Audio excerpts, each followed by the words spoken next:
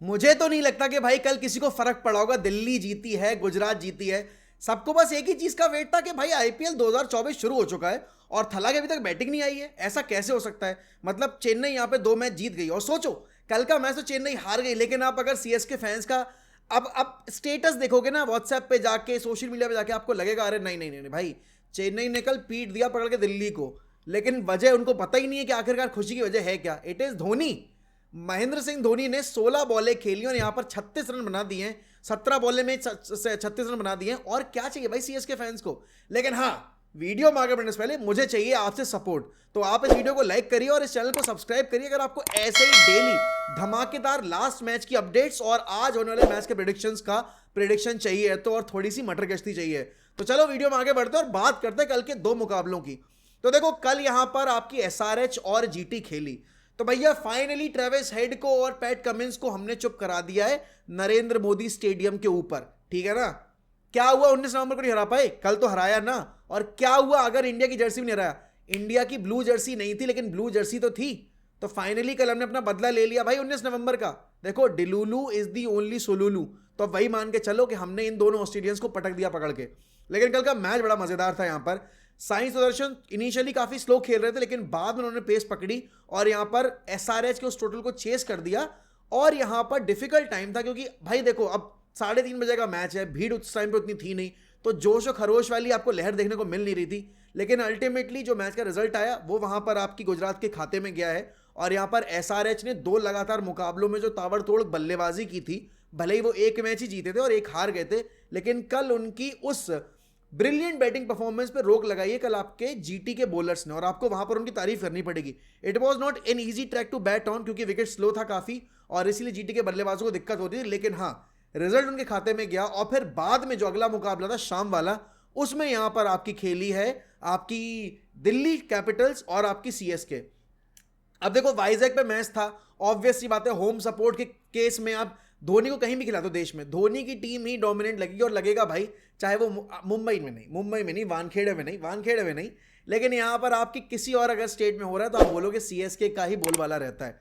और कल रात में यहां पर दिल्ली की बैटिंग परफॉर्मेंस देखकर दिल खुश हुआ।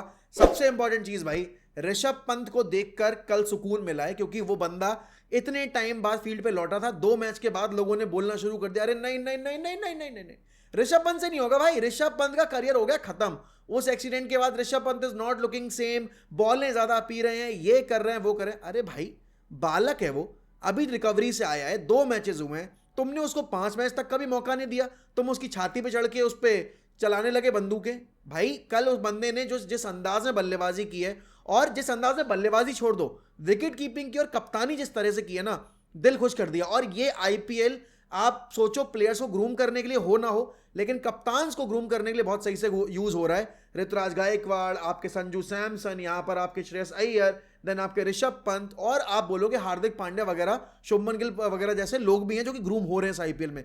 तो इंडिया आगे चल के ना 2-3 साल में अगर कप्तानी का हेडेक फेस करे तो आपके पास बहुत सारे कप्तान होंगे आपकी टीम को लीड करने के लिए। देन आप बात करोगे यहां पर खलील अहमद ने शुरू के 3 ओवर जिस तरीके से डाले, और मुकेश कुमार, धोनी खड़ा है सामने, अच्छे अच्छे बॉलर्स की टांगे कब जाती हैं।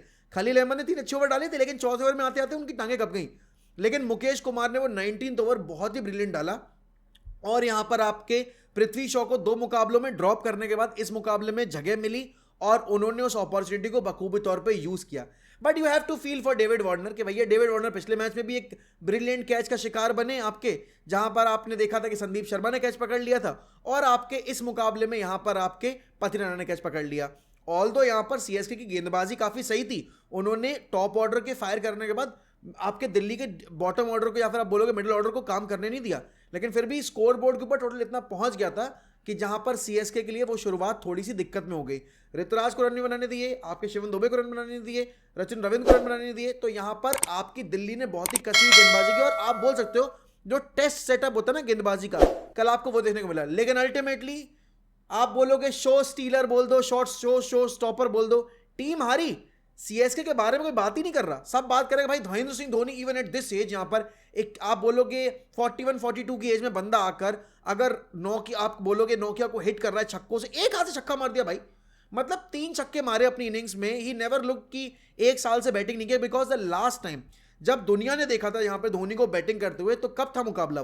वो था आपका सीएसके वर्सेस गुजरात का फाइनल। उसके बाद यहां मौका मिला यहाँ पे आपके धोनी को बैटिंग करने का, एंड धोनी ने क्या बखूबी तौर पे उस मौके को भुनाया है। बट देखो ये तो रही बात आपके कल के मुकाबले की। आज है भाई बड़ा मुकाबला, इट्स ब्लू वर्सेस ब्लू। आपकी मुंबई की ब्लू वर्सेस आपकी जयपुर की पिंक और ब्लू। तो संजू सैमसन वर्सेस हार्दिक पांड्या, ये दोनों टीमें आपस में आपकी 28 बार टकराई हैं और यहां पर मुंबई के खाते में गई हैं 15 जीत। तो वहीं राजस्थान ने भी 12 मुकाबले जीतकर कुछ इतना ज्यादा आसान नहीं बनाया मुंबई के लिए खेल। और यहां पर मुंबई 2 लगातार मैच हारने के बाद आ रही है और दोनों मैच बड़ा क्लोज ले जाके हारने के बाद आ रही है। वहीं राजस्थान अगर आप देखोगे बैक टू बैक विंस के साथ आ रहे हैं, तो they are booming with confidence, beaming with confidence.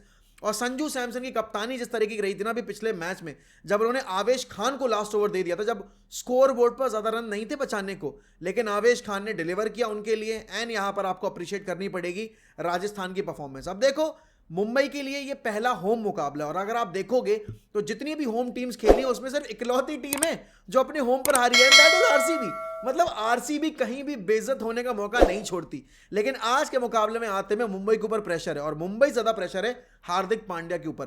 पूरा जग हंस रहा है उनके ऊपर, उनके खुद के फैंस उनके अगेंस्ट है। और अगर आप रिपोर्ट्स की मानोगे तो यहां पर मुंबई क्रिकेट एसोसिएशन ने ऐसा एक अनाउंसमेंट लॉन्च कर दिया है जहां पर रिपोर्ट्स आ रही थी कि जो भी फैन बू करेगा उसको स्टेडियम के बाहर कर देंगे। तो एमसीए ने बोल दिया नहीं भाई ऐसा कुछ नहीं है, हम ये कुछ नहीं करने वाले। लेकिन हाँ, डेकोरम मेंटेन करने की एक रिक्वेस्ट जरूर है। अब देखो मैं इतना क्रिटिकल नहीं हूंगा हार्दिक पांड्या के ऊपर, मुझे जितना क्रिटिकल होना था मैं हो चुका। अब आई थिंक टीम को, फैंस को समझना पड़ेगा, सीजन शुरू हो चुका है, हार्दिक पांड्या ही होंगे कप्तान, चाहे आप कितना भी राइट्स कर लो, चाहे आप कितना भी उनको ट्रोल कर लो। तो ट्रोल करने से बेटर ये आप सपोर्ट कर लो टीम को और टीम की भलाई में थोड़ा सा कंट्रीब्यूट करो। अभी टीम को सपोर्ट की जरूरत है। 2 मुकाबले हार के आ रहे हैं, तीसरा मुकाबला है ये, पहला होम गेम है। लगातार यहां से 4-5 गेम मुंबई को अब होम पे ही खेलने, वानखेड़े उनका फोर्ट्रेस है, तो वानखेड़े पे हारना एक्सपेक्ट नहीं कर सकते, अफोर्ड नहीं कर सकते। इस मैच में भी आपके सूर्य कुमार यादव वापस नहीं आ रहे हैं, तो आपकी जो टीम अवेलेबल है वही होने वाली है। यहां पर पिछले मुकाबले में तिलक वर्मा की बैटिंग अच्छी थी, लेकिन वो अगर विकेट देखा जाए ना तो that was a batsman heaven. लेकिन उस मुकाबले में भी आपके टिम डेविड ने परफॉर्म नहीं किया। ऑल्दो उन्होंने एंड में आके रन जरूर बना दिए, लेकिन आप उसको अच्छी परफॉर्मेंस नहीं बोलोगे। हार्दिक पांड्या ने परफॉर्म नहीं किया। आप यहां पर हार्दिक पांड्या से एक कप्तान की पारी खेलते देखना चाहते हो और सबसे पहली चीज जो हार्दिक पांड्या को करनी है, भाई जसप्रीत बुमराह आपके स्ट्राइक बॉलर, जसप्रीत बुमराह आपके टीम के बैकबोन है। आप उनको कैसे बेंच, मतलब आप उनको कैसे तीसरा ओवर दे रहे हो, मतलब सेकंड स्ट्रिंग बॉलर के तौर पे यूज कर रहे हो। और वहीं अगर मैं दूसरी तरफ देखूं, भाई आपको संजू सैमसन की कप्तानी की तारीफ करनी पड़ेगी। बंदा पिछले मुकाबले में अपने 5 बॉलर के ऑप्शन रखे हुए था आखिरी ओवर के लिए, जिससे भी जरूरत पड़ी ना उससे डलवाऊंगा। एंड यहां पर संजू को जिस तरीके से राजस्थान की फ्रेंचाइज ने बैक किया है ना, that is something that I am liking the most. और ये मुकाबला आपकी 2 ऐसी टीमों के बीच में है जहां पर मिडिल ऑर्डर में आपके इंडियन कोर के बल्लेबाज भरे पड़े हैं। आप देखोगे यहां पर रियान पराग को 2 सीजन लगातार ट्रोल किया गया, लेकिन इस सीजन में आते में रियान पराग हैज डिलीवर्ड। आपके पिछले मुकाबले के हीरो बने वो, और उससे पिछले मुकाबले में भी उन्होंने रन बनाए थे अपने बल्ले से। तो यहां पर डेफिनेटली इस गेम में आते में रियान पराग के ऊपर काउंट करेगी आपकी राजस्थान रॉयल्स। उसके अलावा जायसवाल का बल्ला अभी तक शांत है, वानखेड़े उनके मतलब की पिच होगी, बाउंस अच्छा रहता है, कैरी होके आती है और हाई स्कोरिंग फिक्चर्स रहते हैं यहां पर आपके वानखेड़े के ऊपर। तो डेफिनेटली आप बोलोगे इस पॉइंट ऑफ टाइम पे मुंबई का पलड़ा थोड़ा सा भारी सिर्फ उनके होम एडवांटेज के चक्कर में है। लेकिन अगर राजस्थान के बल्लेबाजों को देखा जाए, बेस्ट ऑफ का बल्ला शांत है, कब चल जाए पता नहीं है, और बेस्ट ऑफ को वानखेड़े खेलना पसंद है। फॉर्मर मुंबई इंडियंस के प्लेयर है, जानते हैं अच्छे से ग्राउंड की कंडीशन। आप जायसवाल के बारे में बात करोगे, मुंबई के प्लेयर है, अच्छे से जानते हैं इस विकेट को। देन आप यहाँ पर रियान पराग इनफॉर्म प्लेयर है उनके, देन आप संजू सैमसन की भी तारीफ करोगे। और नीचे आते थे ध्रुव जुरैल और बाकी प्लेयर्स जो आते हैं, शिमरन हेटमायर, वो काफी बड़े आपके लिए एक विस्फोटक बल्लेबाज तौर पे काम कर सकते हैं। उनके पास बॉलिंग के तौर पर भी बहुत अच्छे ऑप्शंस हैं, युजवेंद्र चहल, रविचंद्रन अश्विन, संदीप शर्मा। तो उनके पास बॉलर्स की कमी नहीं है। और यहां पर Mumbai on the other hand struggle कर रही है बॉलिंग डिपार्टमेंट में। अब आप बोलोगे मुफाका को मौका दिया, वो बच्चा बहुत यंग है यार, उसके ऊपर इतना प्रेशर मत डालो। दूसरी चीज यहां पर देखी जाए, हार्दिक पांड्या को अपनी बॉलर्स रोटेशन बेटर करनी पड़ेगी, फील्ड प्लेसमेंट बेटर करनी पड़ेगी। मुंबई ने अकॉर्डिंग टू द फील्ड यहां पर बॉलर से गेंदबाजी नहीं कराई है, except for Jasprit Bumrah, everyone has been very average. और चलो ठीक है, मैं एसआरएच वाला मुकाबला जज ना भी करूं, बट उससे पिछले मुकाबले में आपकी बल्लेबाजी काम नहीं की थी।